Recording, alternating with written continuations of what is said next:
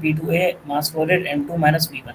अब यहाँ से क्या होगा कि मुझे सारे पैरामीटर्स पता है, मास फ्लो रेट भी पता है, V1 भी पता है, P2 भी पता है, P1 भी पता है, तो मेरे पास यहाँ से वेलोसिटी आ गई कितनी, 602.3 मीटर पर सेकेंड। ठीक है, अब मैंने क्या किया कि यही वाला इक्वेशन या ये वाला रिलेशनशिप लगाया, इक्वेशन लगाई, इससे मेरे पास डेंसिटी वन भी पता चल जाएगी मुझे। मतलब अगर मैं डेंसिटी को खोल दूंगा P1 अपॉन RT1 में, वेलोसिटी पता है, डेंसिटी टू मुझे फाइंड आउट करनी है, और वेलोसिटी टू भी मुझे पता चल गई है। ठीक है, तो यहाँ पे मैंने क्या किया, सबसे पहले बोला कि P2 बराबर है P rho one V one divide by V2।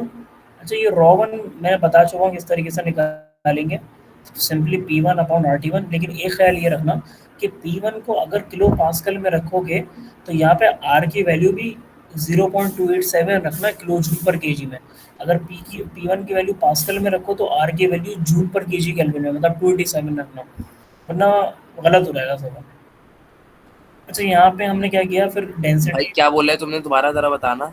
यहाँ पे P1 की जगह अगर किलो पास्कल में रख रहे हो ना, मतलब 500 किलो पास्कल लेट सपोज, तो यहाँ पे R की वैल्यू रखोगे 0.287 किलो जूल पर केजी में, ताकि यूनिट बैलेंस हो रहा है। सही सही सही। अब यहाँ पे आपने डेंसिटी बराबर होती है गैमा टू, सॉरी, प्रेशर बराबर होता है रॉ टू RT2। तो यहाँ से आपने T2 निकाल लिया जो कि आ गया 1058 केल्विन। ठीक है, आगे आसान है, मतलब इस तरीके के क्वेश्चन आसान है। अब मैक नंबर निकाला V2 गैमा RT2, यहाँ पे मैक नंबर आ गया 0.924 आ गया। अब मसला ये था कि मुझे क्यों निकालना था, तो क्यू के लिए फॉर्मूला क्या है, M dot C T naught का आपको पता है T1 plus V1 square upon 2 CP होता है। तो आपने इसको सॉल्व किया तो ये 355 केल्विन आ गया। रिमेंबर यहाँ पे CP की वैल्यू जो रखोगे वो 1005 रखना। ठीक है, और यहाँ पे आपके पास इस केस में सिमिलर वे में T02 भी निकाल लिया।